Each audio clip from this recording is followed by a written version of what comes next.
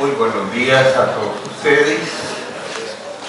Les agradezco su presencia y bueno, Carlos acaba de presentar como futuro autor de una conferencia.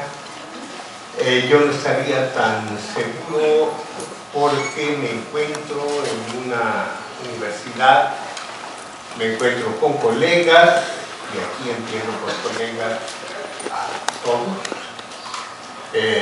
Supongo que todos ya están o recibidos o próximos a la recepción. Entonces, no sé si sería conveniente, más que una conferencia, dirigirme a ustedes como colegas también en una plática, porque según la petición que me hicieron con la invitación de estar aquí, el tema fue sugerido por estudiantes y creo que serán asuntos que nos interesen a todos. Entonces, en vista de lo anterior, la mía no va a ser una conferencia, va a ser una plática simplemente, pero una plática abierta, como todas las pláticas deben ser, al juego del diálogo. En el momento en que cualquiera de ustedes quiera tomar la palabra, yo la cedo y jugamos al ping-pong. Aquí, si no hay nada, pero de todos modos, con la idea central de que estamos hablando de asuntos que nos interesan, nos competen a todos. Y en primer lugar, el primer asunto que se presenta es el del problema de la universalidad de los conceptos. Sabemos que estamos manejando un concepto en un campo que consideramos universal, que es el de la ciencia. No podemos hablar de ciencia europea o de ciencia asiática o de ciencia africana o de ciencia americana, sino que pretendemos, todos los que estamos en este campo, y aquí estamos todos, pretendemos, cuando menos, nuestro ideal es transponer estos límites que nos caracterizan la ciencia, por ejemplo, muchas veces hasta despectivamente, como un conjunto de percepciones de carácter europeo, de carácter occidental, se nos dice, para emplear mucho más lo europeo.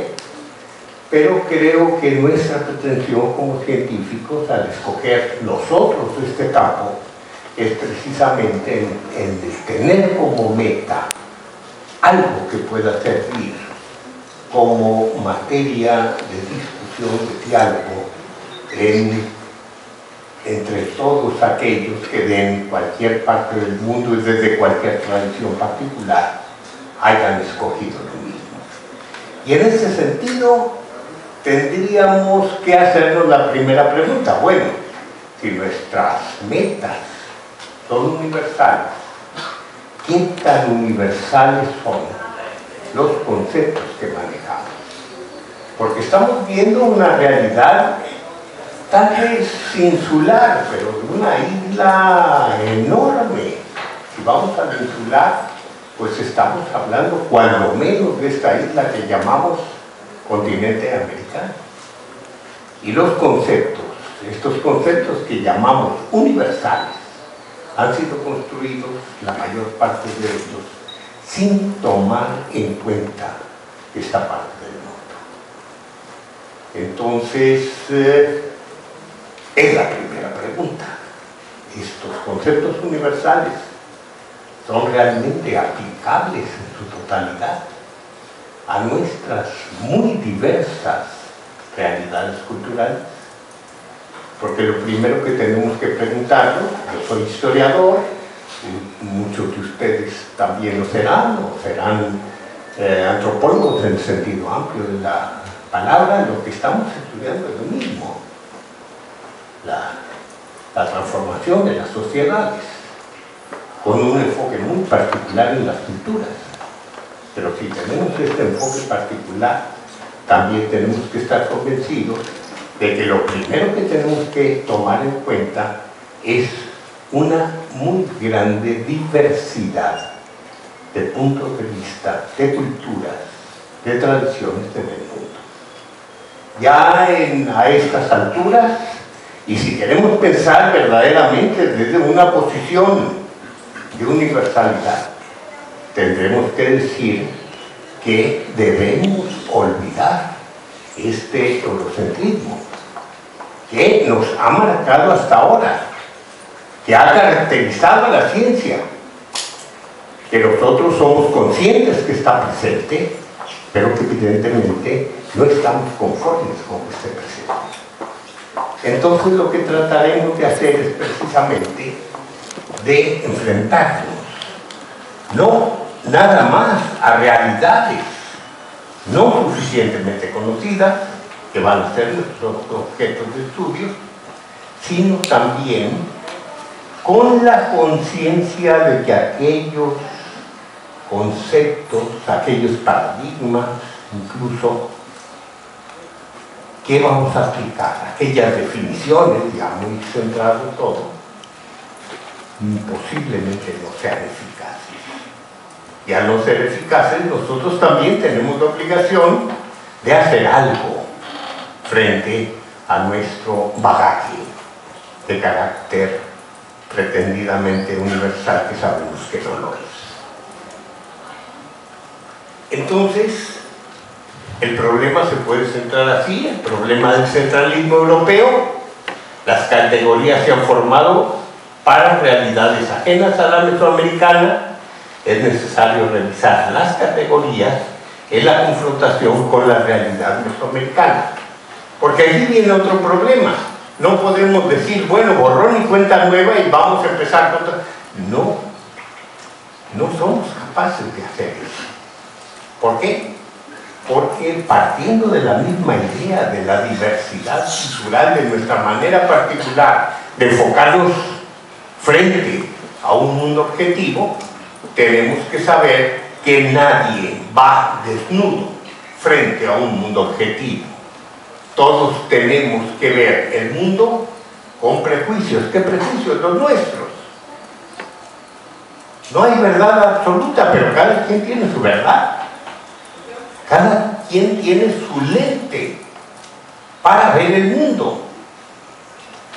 Si esos lentes son tantos, si no hay verdad absoluta, lo que tenemos que hacer es ajustar los lentes para ver mejor, para ver la realidad tal como es. No, eso jamás lo lograremos.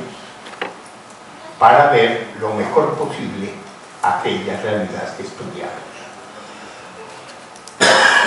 Obviamente todo lo que estoy diciendo puede parecer herejía, levantan la mano, reconociendo también que soy herejía, consciente de ser herejía. Bueno, entonces, ¿qué es lo que hacemos? Primero nos aproximamos con nuestro cajón de herramientas. A la izquierda tendríamos, en este caso, perdón porque voy a usar una cosa que conozco, pero esto de categorías y conceptos, esto es lo que tenemos. Con esto nos aproximamos, es nuestro cajón, acervo teórico general, y con este acervo teórico general vamos a ver un campo conocido. Ya lo hemos probado mucho en este campo conocido, pero de repente nos metemos a otro campo, y que vemos que tiene una aplicabilidad ramificada, pero después penetramos en un campo ajeno, no tanto ajeno a nosotros, ajeno a nuestra caja de herramientas. Entonces vemos que hay una inaplicabilidad total o parcial. ¿Qué hacemos en este caso? Tenemos que reformar nuestras herramientas, volver a construir herramientas adecuadas y ya que están adecuados, vamos de nuevo al campo ajeno a aplicarlo, encontramos una aplicabilidad, cuando menos mejoramos nuestro punto de vista, y ya que tenemos esa aplicabilidad, vamos a ver si podemos introducir esos cambios al campo general de nuestro estudio. Modificamos el antiguo campo conocido y superamos nuestra percepción de la herramienta. Es un trabajo complicado, o sea, ante cada problema que tenemos vamos a obrar teóricamente. En el caso mío, yo soy un hombre, me considero un hombre más que todo práctico, me interesan los objetos reales, la vida concreta, la vida cotidiana, las creencias de la gente. Pero de repente se ve uno forzado, nadie le va a hacer a uno las categorías y los conceptos y las definiciones. Entonces me veo obligado a penetrar en el campo teórico. Y esto lo he tenido que hacer durante muchísimas veces a lo largo de mi vida, sin ser teórico, pero respondiendo prácticamente a lo que se va presentando día con día. Entonces, ¿cuál es el campo en el que yo trabajo? En términos muy generales, lo que llamamos Mesoamérica, no con la definición que nos da Paul Kirchhoff, que corresponde a una época tardía, y yo superaría toda, bueno, no yo, ahora hay toda esta comba que se hace aquí, esta retracción de los límites septentrionales de Mesoamérica. Se sabe que en un tiempo no fue ahí, sino que estuvo mucho más al norte. Entonces, esto sería Mesoamérica, con el problema, pero ya ese es un problema personal, que yo no soy mesoamericano, mi origen es mucho más al norte, tierra chichimeca. Entonces a veces tiendo a forzar las cosas y llevarme los límites de Mesoamérica a mi casa. Pero en fin, estas ya son problemas no científicos. Ese es el campo del que voy a tratar. ¿Qué es lo que encuentro? Lo mismo que se encuentra en el mundo. Hay una unidad de pensamiento, evidentemente, pero tenemos una enorme diversidad dentro del territorio que mi maestro definía.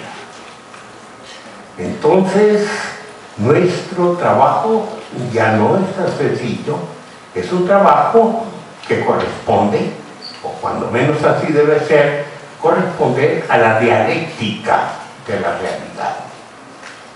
No podemos trabajar ni la unidad mesoamericana per se, ni la diversidad mesoamericana, porque nos atomizamos. Y estamos negando también una parte importantísima de la realidad. Entonces tenemos que entrar a ver el problema con toda esta relatividad lúdica de opuestos entre lo que es unidad y lo que es diversidad.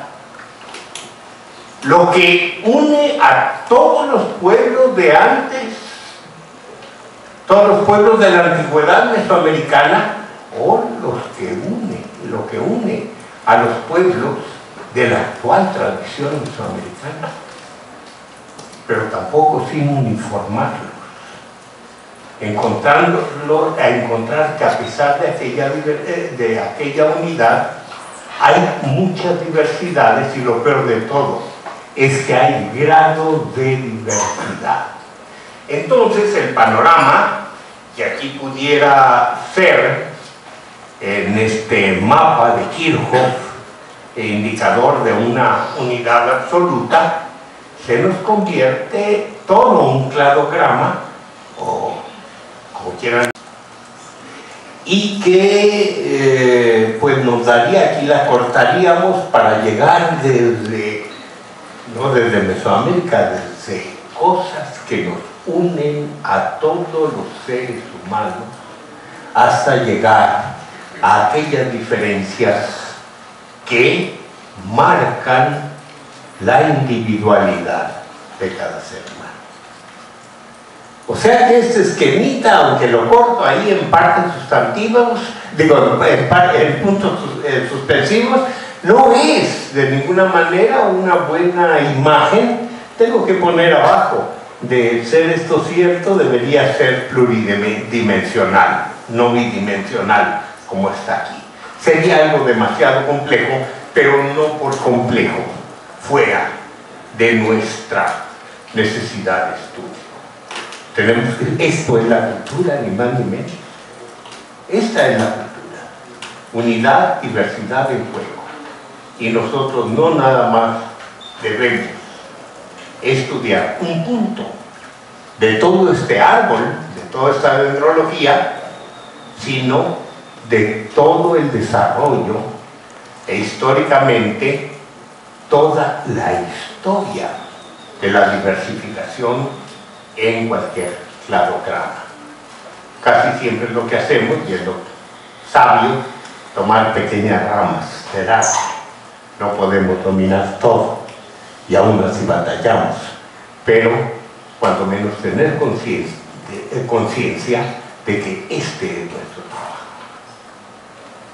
Como les digo, si vamos a la diversidad única, nos atomizamos y no entendemos nada. Si vamos a la unidad, a uniformar todo, nos perdemos en leyes supuestamente humanas y generales. Entonces, en este sentido, vamos a enfocar estrictamente un pedazo de la humanidad al que llamamos tradición mesoamericana, y tenemos que llegar a un concepto que nos permita asir un poco esta realidad. Y así llegamos, siguiendo la idea de Braudel, Ferdinand Braudel, de los ritmos de la historia. Tenemos que trasladar eso a nuestro campo, adaptarlo a nuestro campo y ver qué es lo que sucede, cómo podemos concebir estos ritmos de la historia dentro de un esquema ya de carácter histórico-antropológico o, resumiendo, cultural. Y entonces encontramos en cualquier parte del mundo, o en Mesoamérica, o nada más en una parte de Mesoamérica, vamos a encontrar que existe la diferencia cultural de la que nos habla Braudel cuando él enfoca la historia. Simple, es muy sencillo, muy fácil de entender. Todos podemos comprender que hay cosas dentro de nuestra tradición, dentro de nuestra historia personal, dentro de nuestra cultura. Hay cosas que duran y duran y duran, son fuertes, y otras cosas, gustos, por ejemplo, que pueden variar con la moda, que se nos van. Y hay cosas intermedias, obsesiones, tal vez. Todo compuesto histórico tiene elementos más duros y elementos más lábiles, obvio. Pero entonces tenemos que ver que lo duro, lo que más resiste, que no es inmune al tiempo, que también cambia, a veces es tan duro que, como dice Braudel, parece que es perenne, parece que es eterno. No, no es eterno, no hay nada de eterno en el hombre. Todo cambia, pero cambia más lentamente que los gustos de la moda, que cambian cotidianamente. ¿Cuál es lo importante de nuestra vida? Los grandes motivos, las grandes ideas, las metas, o la vida ligera, la vida monótona a veces, pero de pequeños gustos cotidianos. ¿Qué es lo que constituye lo verdaderamente agradable de vivir para llevarlo a términos de vida? a mi juicio, todo. No podemos hacer esas distinciones que aquellos que me gusta en este momento, un capricho que yo tengo, deja de ser importante en mi vida si lo tengo y lo tengo fuertemente y me motiva. Entonces, en ese sentido, yo tengo que ver que para conocerme a mí, para conocer mis gustos, mis deseos, mis ilusiones, tengo que conocerme en conjunto. Lo duradero y lo móvil, lo del día. Y en este sentido, también tengo que ver la cultura. ¿Qué es lo que vale de la cultura? Todo, el conjunto. Y es un conjunto no nada más de cosas amontonadas, sino estructurado. ¿Por qué estructurado? Entre otras cosas, que podemos mencionar más adelante, entre otras cosas, porque esa parte oscura del centro, eso que llamamos núcleo duro, no nada más se caracteriza por su dureza, por su persistencia, sino también porque es el elemento estructurador. Es lo que recibe lo nuevo y lo adapta, lo digiere. No nada más estamos recibiendo cosas de fuera, tenemos que someterlas a todo un sistema, a un orden. Y ahí está precisamente lo que dicta el orden. Es todo lo que llena los huecos de aquello que perdemos cotidianamente y vuelve a restablecer una situación de equilibrio. Equilibrio también muy débil, muy lábil, nunca total, que es nuestra cultura. Entonces, evidentemente, tenemos que pensar en nuestra cultura no nada más como en algo tremendamente dinámico, sino también como en algo que trata de ser estable a través de su carácter sistémico, sin que nunca lo logre, jamás lo lograremos. ¿Por qué? Porque nos está transformando la historia. Y en nuestra concepción del mundo siempre vamos con retraso, siempre. Y ya cuando nos ponemos al día, ya la realidad ya nos cambió. En fin, es un viaje que nunca podemos igualar, nunca podemos alcanzar la estricta correspondencia entre nuestra concepción del mundo, nuestro pensamiento y el mundo mismo que nos está cambiando constantemente ante nuestros ojos. Y así somos hasta individualmente. ¿Quién fui yo ayer? Un otro, relativamente un otro al que soy ahora. Y estamos viviendo entre otros. Y yo como científico, pues no soy más que el dueño de una otredad en un mar de otredades. La verdad. No soy yo el que poseo la verdad y me acerco a un otro para estudiarlo a partir de mi verdad absoluta, no, de mi verdad relativa como el otro la tiene de mí. Y yo lo único que soy como científico, pues es un traductor que habla con sus semejantes otros, no totalmente semejantes, pero menos otros, y le transmite su percepción ótrica de lo que un otro es. Ese es el juego que hacemos todos los días. Ustedes dicen esto es muy relativo, pero es muy divertido. Estamos contentos con los que hacemos. Y vamos a una propuesta en toda nuestra idea de cosmovisión, ¿qué tenemos que hacer con ella? Vamos a adaptarla a nuestro objeto. Y yo les digo una cosa, como no soy teórico, como no tengo pretensiones de serlo jamás, no me preocupa si mis conceptos, si mis definiciones lleguen a tener aceptación universal. No son mis herramientas. Todo lo que hago es que sirvan más o menos para comunicarme con mis semejantes científicos, hasta ahí, pero no imponer una verdad que en primer lugar sería efímera, como toda la verdad científica. Entonces lo que hago es simplemente tratar de adaptar mi herramienta de trabajo personal. ¿Y qué es lo que hago? Hago un concepto de cosmovisión. Y obviamente no lo voy a hacer de la nada, tengo que partir de una tradición existente en Mesoamérica o fuera de Mesoamérica, y tengo que llegar hasta los mismos términos, a ver qué conceptos eran los que amparaban las palabras cosmos cuando empezó a usarse en determinados sentidos, su aspecto más amplio, más general, más vago, y tendremos que cosmos significa orden, y en este sentido se refiere a toda la unidad del ordenado. Es muy vago esto, bueno, no le hace, vamos a usarlo como punto de partida.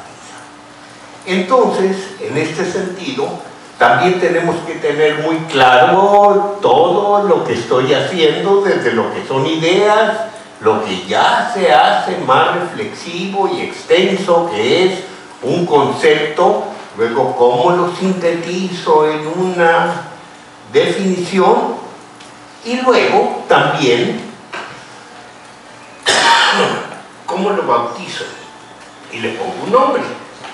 Entre aquellos dos hay una hilación. Aquí se rompe un poco, tal vez debía haber puesto también una flechita, pero quiero conservar la autonomía del nombre. ¿Por qué? Porque muchas veces nos critican por usar tal o cual concepto. ¿Cuál concepto? El de cosmovisión. Pero cosmovisión es un término, un nombre. Cada quien tiene un concepto de cosmovisión. Es como religión, es como magia, es como lo que sea.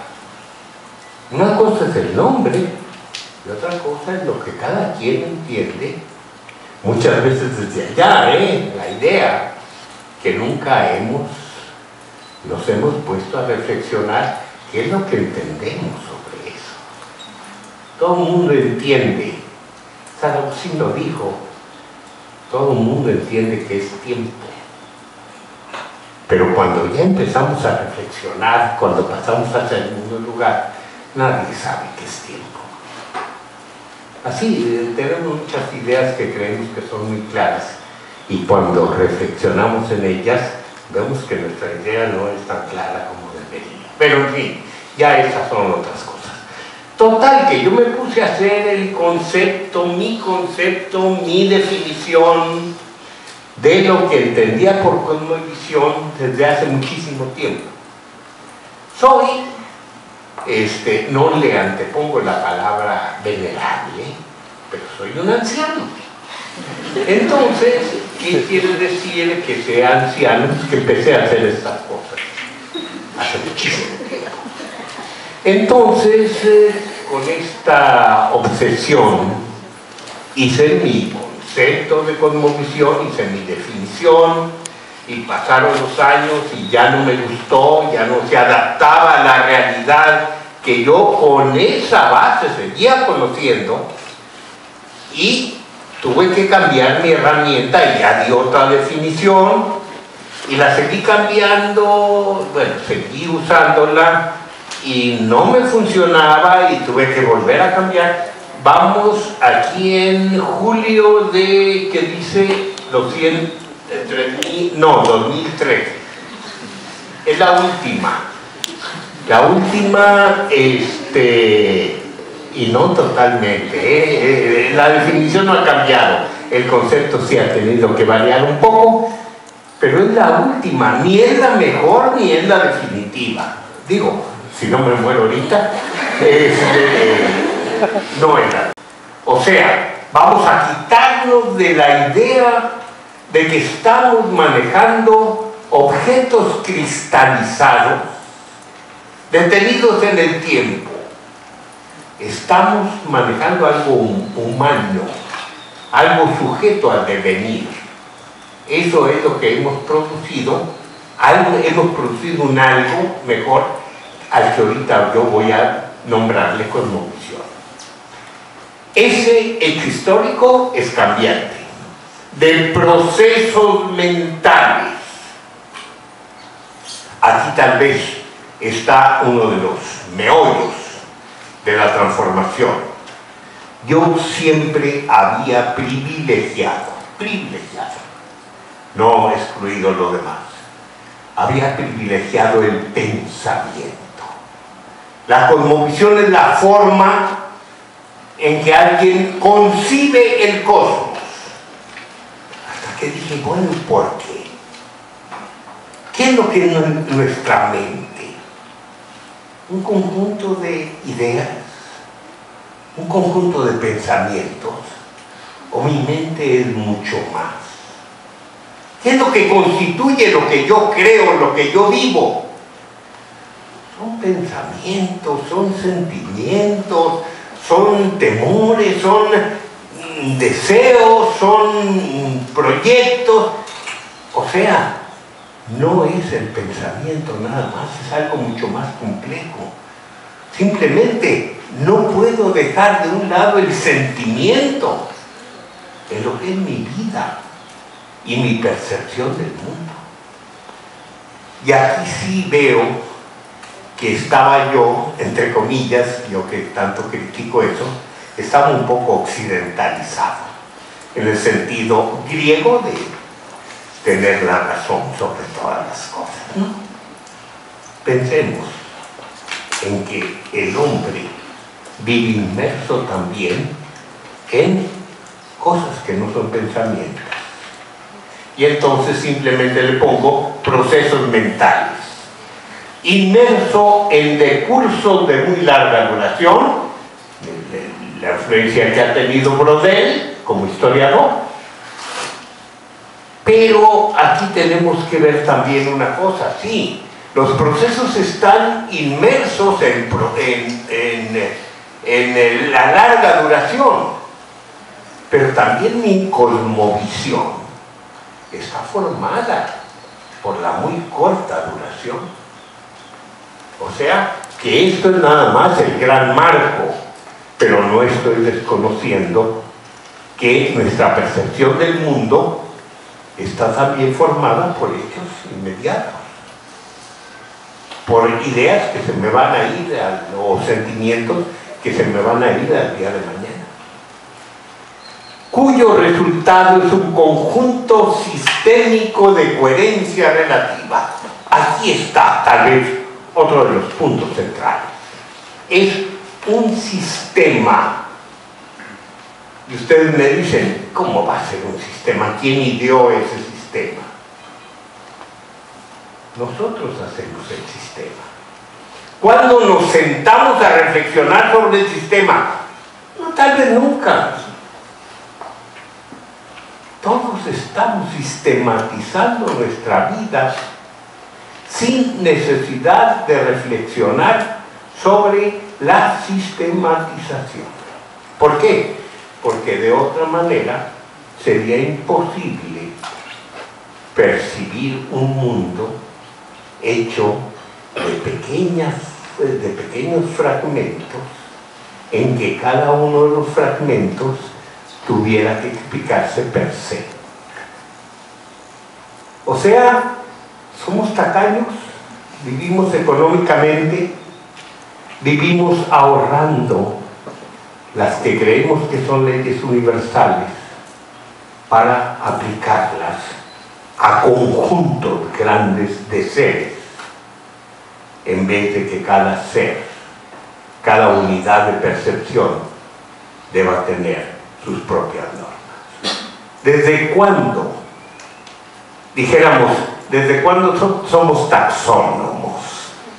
¿Desde cuándo hacemos cajones para entender el mundo? Es tal la necesidad de sistematizar que el hombre tiene que hacer taxonomía desde los primeros días de su existencia. No lo exagero. El niño inmediatamente tiene que distinguir entre algo que después, mucho después, llamará madre de todo aquello que llamará no madre, o que no llamará, pero que no identificará con la madre, con el olor, con el sabor de la madre, con la terneza del pecho materno. Ahí ya empieza la taxonomía. Y sigue hasta que habla de los perros, dándole cualquier nombre infantil a un perro, pero entendiendo por perro todo lo alargado que tenga 4 patas, ya sea gato o perro, lo que sea, no importa. Seres que se mueven, con los que se puede más o menos jugar, pero tener ciertas precauciones, en fin, tiene que distinguirlos de otros seres. Y luego ya dentro de eso, sí, así toda la vida nos la pasamos haciendo clasificaciones. Reflexivamente no, y reflexivamente. Es una necesidad mental ante la falta de capacidad de nuestro cerebro de individualizar absolutamente todo. Y esto, que empezamos por lo más sencillo, nos lleva a la creación de sistemas, hasta llegar a hacer sistemas muy desarrollados. Y veamos uno que usamos todos, la gramática. ¿Quién hizo la gramática? Un señor de la India llamado Panini hace no sé cuántos siglos. No, él descubrió que había gramática. Pero ¿quién hace las leyes de la gramática? Todos nosotros. Cuando hablamos, cuando reflexionamos, no estamos reflexionando, estamos hablando. Y de repente en aquel hablar, en aquel estar ratificando, no creando, ratificando la gramática, violamos las reglas gramaticales. Y si somos muchos, y si es cotidiano, cambiamos las reglas gramaticales. Hace poco en el radio oír, por ejemplo, inició la sesión y uno se preguntaba qué fue lo que inició la sesión, si iniciar es un verbo transitivo. ¿Dónde está el complemento directo? No reflexionábamos así, nos faltaba algo. Y ahora lo oímos como si fuera un sinónimo absoluto del verbo empezar. Inició la sesión, ya sabemos que va a empezar la sesión, que no va a empezar nada sino empezar ella misma. Ya se innovó. ¿Cuándo? ¿Quién sabe? Podemos decir más o menos, antes no se hacía y ahora se hace. Al rato los viejitos de la academia van a decir, está bien, dígase así el verbo intransitivo. Ellos nada más aceptarán. O no, pero será tu cuenta. Ellos no hacen la gramática. Y la gramática es algo que nos permite entendernos. ¿Por qué? Porque nos permite con unas fórmulas ahorrarnos muchísimas palabras. Y así vamos haciendo sistemas. En fin, construido por una red colectiva de actos mentales con la que una entidad social en un momento dado, histórico dado, pretende aprender el universo en forma holística, no por partes, sino tratando de abarcarlo todo y ya después aplicando la taxonomía. Pero esto sería la cosmovisión. Estaría yo aquí en desacuerdo con gente no nada más tan respetada, sino tan querida por mí, como Johanna Broda, que dice que la religión está más allá de la cosmovisión. Bueno, es su punto de vista, respetable, ¿no? Para mí, para que yo pueda entender la religión, tengo que meterla como un subsistema del gran sistema, del gran paraguas, que es la cosmovisión. Y esto es, digo, obviamente yo no soy especialista, tengo que recurrir a amigos y entonces recurro a José Luis, que me da una definición de lo que son actos mentales. Ya él me dice, bueno, me da una larga definición que me apoya en lo que yo estoy afirmando. Los actos mentales ocurren normalmente en cadenas causales, en tal forma que a pesar de sus diferencias fenomenológicas y de su aparente procesamiento modular, se originan unos a otros y por esto a una sensación, evoca una emoción, esto a un pensamiento, una imagen, etc. Y esto se da en complejos. Bueno, si esto es lo que ocurre en nuestro cerebro, trasladémoslo, aunque sea con dos palabras, procesos mentales, a nuestra definición. Y veamos de qué estamos hablando. Estamos hablando de una red de actos mentales. Entonces, tenemos que una cosa es el dominio individual y otra cosa es la cosmovisión.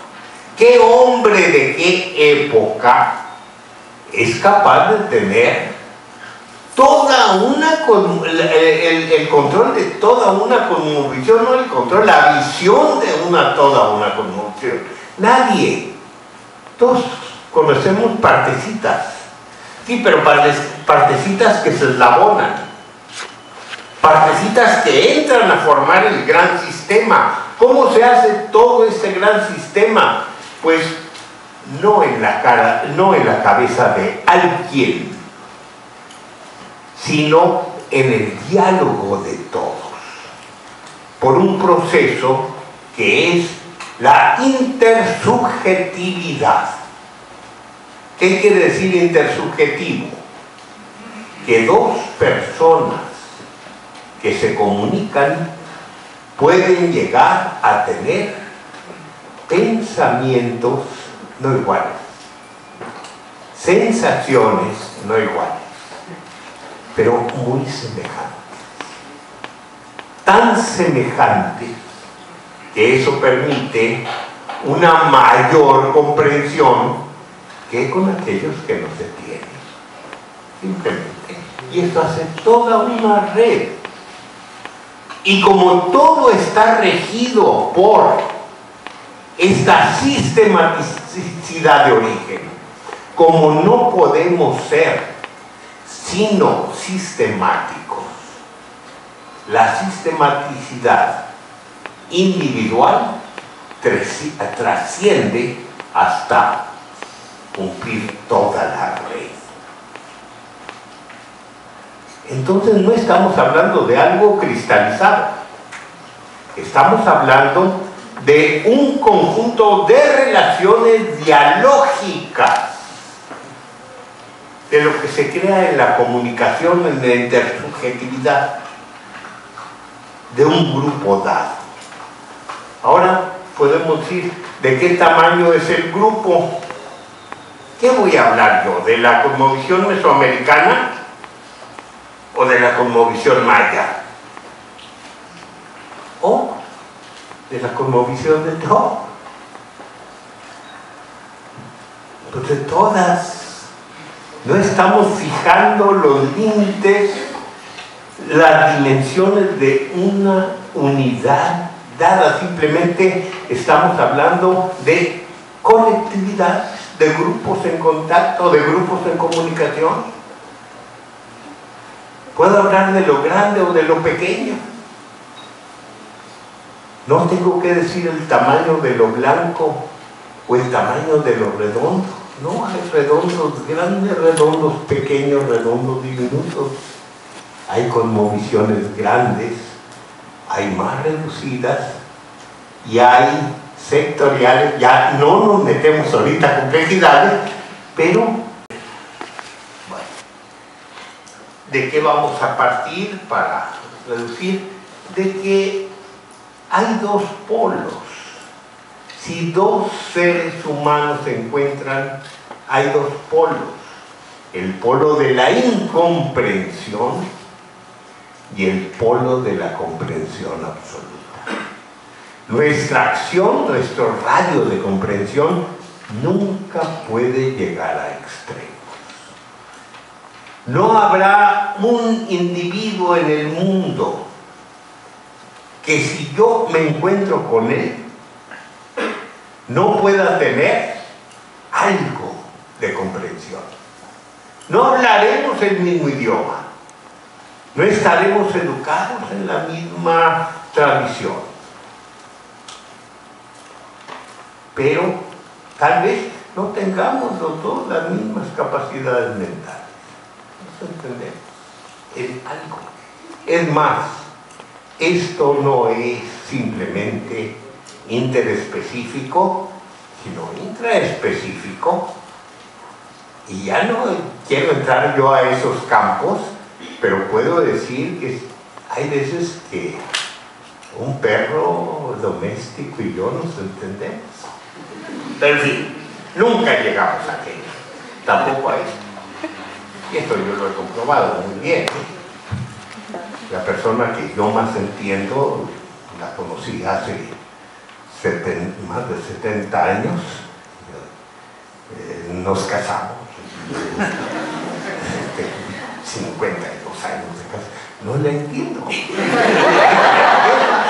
A la que más entiendo, es la persona a la que más entiendo, que tiene más común, todos los días platicamos y platicamos, todavía no. Entonces, esto es imposible. Pero todo el otro radio nos está dando una gradación que nos permite entender qué es la cosmovisión. La unidad, la diversidad. Con unos me entiendo más, con otros menos. Y entonces tendríamos que que generar distintos radios y tendríamos que usar unas ciertas taxonomías, como en esta, que es muy imperfecta, pero en el campo de la religión. ¿Quiénes son los católicos? Es un grupo de los cristianos, porque hay muchos cristianos, protestantes, ortodoxos, un montón, y ha habido en el mundo. Pero todos estos no son sino parte de toda una tradición que es la que podemos conocer en materia religiosa como la tradición occidental. Los pueblos que están basados en la Biblia. ¿Cuáles? Los creadores, los judíos, los cristianos y los musulmanes. Independientemente que tengan el Corán, su base es la Biblia. Entonces, ya creamos un grupo mayor. Pero luego entramos a uno que puede ser mucho más problemático, el del monoteísmo. No nos metemos al problema del monoteísmo, pero todos ellos se dicen monoteístas. Bueno, no son sino parte de los creyentes. Entonces, evidentemente, si fuera absoluto esto, que no lo es, esta división, veríamos claramente que hay una cosmovisión de todos los creyentes que abarca monoteístas, politeístas, teístas y panteístas, que y los monoteístas están abarcando a muchos otros. En fin, ¿qué tenemos que llegar en última instancia? A ver, que aquí se da todos los radios, nada más en materia, pues ni siquiera de religión, de etiqueta religiosa, entre millones y millones de personas, hasta llegar a un punto de la concepción individual que cada quien tenga si es religioso, de la religión. Perdón. Bueno, esto en términos muy generales, dentro de todos los detalles, porque no quiero aburrirlos y porque veo que no he visto manos. Pero vamos a pasar a algo ya de más carnita, algo más concreto. Quitamos todo esto teórico.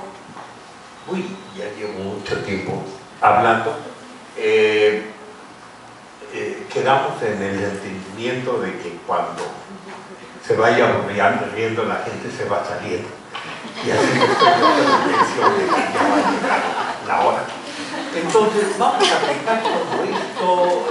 Sí, no lo vamos a considerar falta de cortesía, no, cada quien tiene sus necesidades. Entonces, vamos a ver cómo aplicamos esto ya en lo concreto a Mesoamérica. Digamos, aquí es nada más el esqueleto, pero ¿cómo vamos a aplicar todo esto a Mesoamérica? Bueno, tendríamos que decir que para empezar, tomando toda la unidad mesoamericana, tendríamos que ver que se comparten estas ideas, la división en cuanto a la sustancia, y que lo que vamos a encontrar, una división vertical y otra horizontal, que obviamente van a entrecruzarse.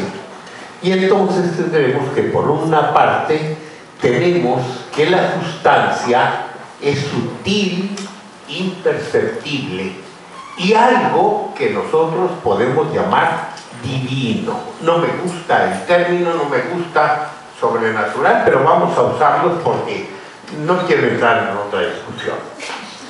Entonces, hay algo que es aquí tendríamos una idea básica de opuestos complementarios.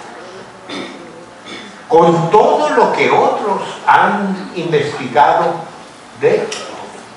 en todo el mundo, porque misteriosamente parece ser una idea que pudiera ser universal. No me gusta hablar de universales, pero no sé explicar de otra manera el incesto de la madre y el hijo, que eso parece que es universal y específico, porque es nada más entre los seres humanos. En fin, posiblemente sea algo universal. Pero entre lo universal, hay culturas que lo tienen muy marcado y culturas que no. La cultura china, por ejemplo, ha construido con eso toda una filosofía. ¿Desde qué época? Al menos desde el Tao. Para otros es evidente, es manifiesta. Por ejemplo, en el mundo andino o, por ejemplo, en el mundo mesoamericano. Constantemente se está marcando la diferencia entre lo que es frío y lo que es caliente, lo que es femenino, lo que es masculino, lo que es superior, lo que es inferior, lo que es aromático, lo que es apestoso. ¿Sí? Ahí está. Esa división constante. ¿Por qué? Porque en Mesoamérica esto es lo que nos va a explicar la existencia del mundo. No puede existir ninguno de los dos sectores sin el otro. Son contrarios, se oponen, dialécticamente se mueven. Si hay uno solo, no hay movimiento. Y si no hay movimiento, no hay tiempo, no hay espacio.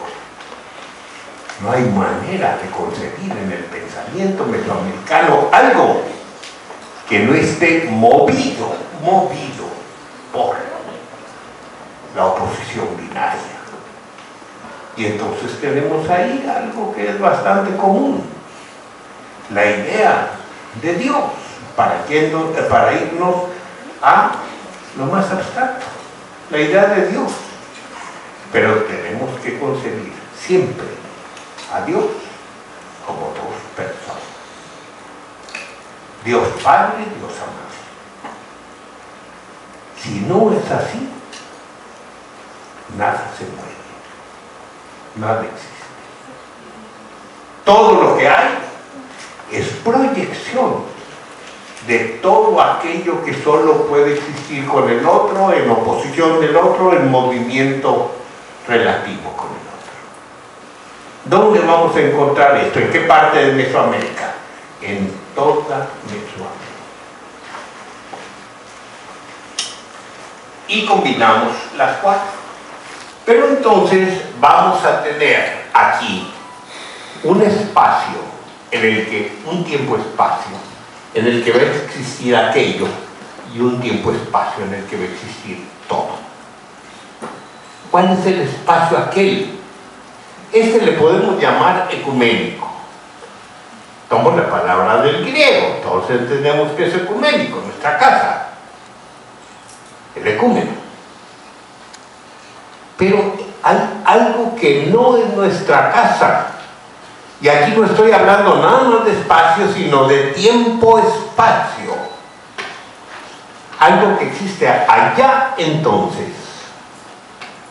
Y en el allá y entonces nada más existen los seres de materia sutil, de sustancia sutil. Entre uno y otro hay barreras. Y esas barreras, como todas las barreras, tienen algunas puertecitas que hacen que los dos estén en comunicación y que todo lo que ocurre aquí tenga una motivación de allá. Una motivación histórica, porque aquello existe antes e independientemente de esto. Y una motivación constante, porque las grandes fuerzas que mueven esto están viniendo de allá y se regresan. Ya tenemos aquí incluso la idea de los ciclos, no creo que podamos explicar el día de hoy, pero en fin. Entonces, ¿quién habita en el ecúmeno? Todos los seres que vamos a llamar sobrenaturales. ¿Quién habita el ecúmeno? Todos los seres mundanos. Pero esto, el ecúmeno, perdón, ya ecúmeno arriba, ecúmeno abajo. Pero el ecúmeno, nuestro mundo, está lleno, está plagado también de seres sobrenaturales. Aquí están, aquí viven, aquí actúan, nos mueven, nos envejecen, aquí andan. Entonces, allá es nada más de ellos, aquí es de todos. Ahora el problema es que es de todos, pero no en cualquier punto de nuestro tiempo-espacio. También tiene sus reglas.